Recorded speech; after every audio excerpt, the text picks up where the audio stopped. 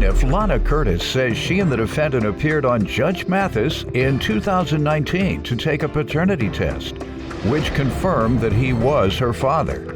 Lana claims she wanted to help him, so she loaned him money for a truck, but she has yet to be repaid. Defendant Rance Campbell insists he only agreed to repay Lana for the loan once his business started making money, and he's countersuing for defamation because he claims Lana told his friend that Rance was using drugs. Start with you, ma'am. Okay, yeah, I was on the show 2019. I didn't know for sure if he was my father or not because my mom was in the streets and prostituted a little bit. So once we got the results... No, I'm sorry. I'm going to leave that alone. Yeah, I don't... All right. So... Well, I can have a lot of fun with that, but I don't know how sensitive you might be, so... Yeah, All right. So once I found out that he was my father, since the show, we've had like a good relationship and, you know, been bonding, so I was happy for that. But since COVID hit, you know, that kind of ruined things because we wasn't talking at all. I didn't see him, which I understand, you know, because COVID is very serious. So since then, you know, we wasn't talking and that kind of messed up our relationship a little bit. Then that's when he asked to borrow the money for the box truck, which I've never seen him get yet. And when was that? That was March 13th. With the stimulus, that's when we was getting the stimulus. And he only came in your life 2 years ago? No, he's been in my life. Oh, he had been in your life all throughout? Yeah, but I never knew if he was my father or not. That was the parent I really knew. It wasn't confirmed. Plaintiff Lana Curtis is suing her father, who feels Lana defamed him by telling his friend that he was on drugs. How was it in your early life with him being around? He was a good father, money home. In the house with you? No. We lived in the same home, yeah. But not now. No, I don't live out here now. I live but when you grew up with your mother in the house? No, I never grew up with my mother. Okay. Yeah, I have a stepmom. Grew up with? My dad and my stepmom. Got you, the stepmom. All right, and all those years you never questioned whether he was your father? Well, I question it because I've heard people say like, oh, that might not be your father. Y'all don't look, you know, little stuff like that. Okay. But I mean, I'm just happy to have a parent that all cares. Right, so what as if he just popped on the scene and started borrowing money? You all always been on the scene all your life. Yes. Okay, all right, that's what I was trying to clarify. And sir, you want to give me some background? Yes. I've had the custody of Lana since she was 2 months old. And so but I was like you, I was in the streets, but I had to stop the street activity to handle the pertinent business. We came on your show in 2019 for really a reality check / paternity check. Mm-hmm. And so, you know, it was proven she is my daughter, but I care a lot for her. She got 3 kids. Mm-hmm. She's a good businesswoman. She's self-employed. Okay. She's building her brand. She's an upcoming rapper. She got real skills. And when you went for $4,500, you doing all that, self-employed and doing well? No wonder you. I might ask her for some money. You got $3,000 for me? He didn't give me 45. I know you got 3 left at least. Well, actually, that money was from a stimulus check that she had received. They still giving stimulus. Go ahead.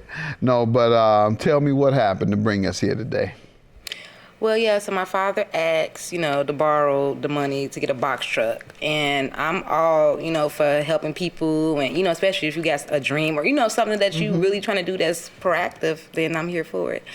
So I let him borrow the money and we had an agreement that he was supposed to pay $100 a week starting April 5th. And I have not received anything. Come on, sir. You haven't given her anything? No, sir. See, actually, sir, from when I bought the truck, I didn't really have enough money to get a quality truck, and so I spent like how I had it, and the whole idea crashed. The truck was really no good. The next day when I tried to start it, I couldn't get it to start. It wound up getting towed. from the city because I hadn't got it registered yet. I was still What does that trying have to do with her getting her money? I'm missing something. But I didn't make any money. That's a sob story. But It is, but I didn't make any money off of it. so your repayment was totally dependent on making some money. Yes. Also, if you had an unprofitable business, you wouldn't be able to pay her either. No. Okay. If the money don't make yeah, did he ever tell you he could only pay you if his business made money, if he made a profit? Nah, that's not in the agreement that we signed. Oh, you have a signed agreement? Yeah, we Oh, both what signed. page is that on? Yeah. Page 1. All right. Did you get a copy of this agreement, sir? Did you sign? Yes, sir. You want to read to me where it says, unless I make any money, I don't have to pay her? It's not on there. All right. And do you tell your landlord that? Did you tell him that? Unless I make some money, landlord, I can. Sometimes, sir, he likes me. So yes, if it's if that's the situation. Plaintiff Lana Curtis is suing her father, who feels Lana defamed him by telling his friend that he was on drugs. How often are you unable to pay people what you owe them? A few times in life. Just a few times? Randomly, yes. A few times? Yes. All right, so how many times with the landlord? Because we got one with her, and you say to the landlord you've told him a couple of times, because I've been staying there about 5 years, so okay. Yes, a couple of times in 5 years. A couple of times you told the landlord I can't pay because I'm not making any money, and you also told that to your daughter. Yes. All right, you ever tell the phone company that, or? Oh, no, I need the phone. I need the phone service. Electricity? Nope, I need the gas, electricity. water. Okay. All right. I was just wondering who all you tell that to. All right, because it doesn't turn out well. Certainly didn't today. You're getting sued. All right. Nothing saying that I don't have to pay you if I don't make any money, and that's not typically how loans go anyhow. Right. And you should not loan money based on if I make a profit, but he didn't tell you that. He didn't say that at all on here. But you should say that in the future, sir. When you borrow money from people, you should say, but if I don't get any money now, I'm never going to pay you. Or I'm not going to be able to pay you in the time frame that I've promised. In fact, I'm not going to even be able to pay you that $100 the first month. What's your defamation claim for, sir? How does she owe you? Yes, sir. Basically, I had a friend that I had met him through working together at a neighborhood tire shop, and but I guess he ran into my daughter in a Walmart, and he was telling me that she told him that I owed her money, and I was some type of deadbeat, maybe potentially, or either an addict or something along those lines, because it was like I guess she had looked at it like I was trying to dodge her about it. Well, you were a deadbeat, but let's talk about the drug usage and that allegation. You have any proof that she alleged you were on drugs? Just what my friend had told me. What he said? Just what he said. All right, and that's it? Do you have any evidence of him saying it, or anything where you said it to her and she responded back through a text, or any evidence? Because I don't believe you. Your reasoning is not the greatest reasoning. And so you have to convince me that she told your friend that you were on drugs. Because you are a deadbeat. So that's true. Truth is the #1 defense to defamation. Oh, okay. You owed her, and even here, you're admitting you owed the woman, didn't pay her not one dime. One dime. But is she allowed to defame me like that? Like, That's not defamation, that's truth. That's truth. Right. He owe me money, he ain't paid me. Right. What's defaming about that?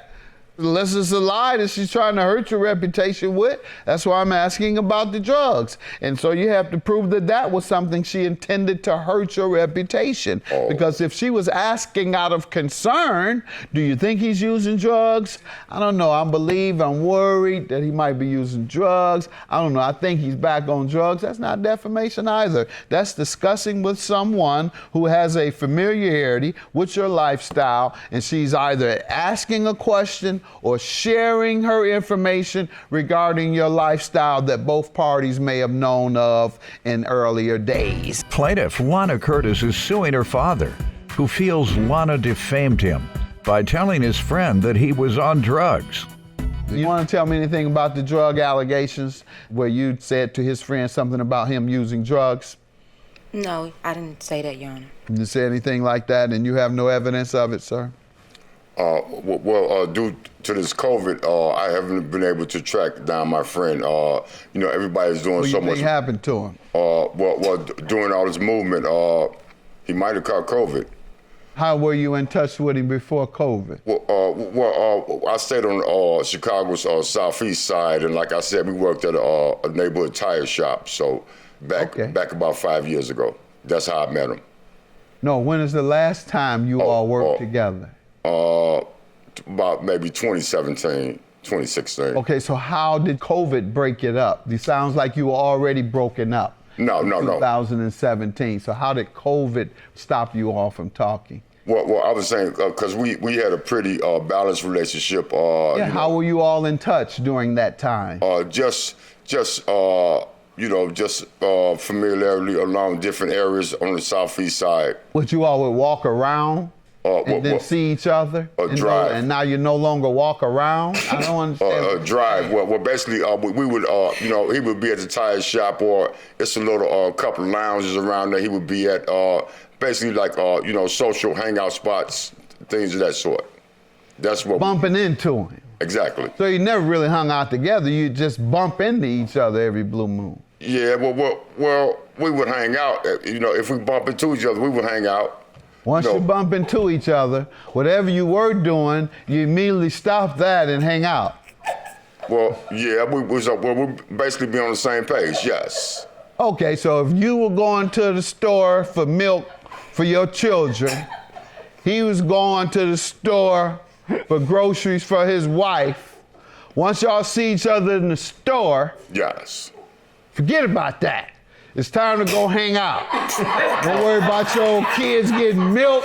Don't worry about your wife. So y'all don't continue with what, y'all don't bump into each other and say, hey man, I'm finna go out there. You just drop everything. Whoa, my man, time to hang out. but no. If it's we're gonna conduct what we came to do. But years ago when the last time I seen him. Years ago? You said just COVID broke you up. That just happened. No, this years ago. This is 2019. This is the fall of 2019. So, I had moved by that time. So. No more bumping into him. Yeah, he's still staying on far as I know, he's still staying on Chicago South. So you had already moved? Yes. All right, so when COVID came, you all had already been separated. So it wasn't COVID because you hadn't talked to him already since October. Well, no, because actually when COVID hit, that was the quarantine. Oh, you had an earlier notice. I didn't have a notice. About COVID. Oh. No, I didn't have a notice, but what I'm saying is when in 2019, that's when I moved, and so we kind of moved away from each other because he was still on the southeast side and I moved out southwest. Huh? So that's why you couldn't spend much time together anymore. Because we just neighborhood friends. And you no longer were when you moved. Exactly. Then after that, COVID hit. So what difference did COVID make if you were already separate? What I was saying was once COVID did hit, that created a counseling. Stop looking for him. Exactly. You had been looking for him. They created because he in certain areas. Don't say you have been going to the lounges. Don't say you have been going around around the city to the lounges and to the grocery stores. And then when COVID hit, you couldn't go to the lounge at the grocery store looking for your buddy no more. Now I understand. Thank you, dog. Thank dog. He helped clarify. You couldn't look no more for him. Okay, I got it now. All right, now you can find your buddy. And then y'all. I don't know about that because they saying something about a Delta Delta variant? Delta So you variant. still ain't gonna pay nobody? You know? Judgment for the plaintiff. Your claim is dismissed. She has not defamed you intentionally to hurt your reputation. Have a good day. Yeah, thank you, sir. You know I still love you, though. I know, I love you too. I just wanted my money. I'm just glad this is over with because I need my money because I do rap and I do have my own business. I sell sex toys, so I need my money. So I'm glad that this is over with, but I still love you. You know, COVID restrictions are easing, so we'll be able to spend more time together, basically. Yeah, get back to where we left off. Yeah.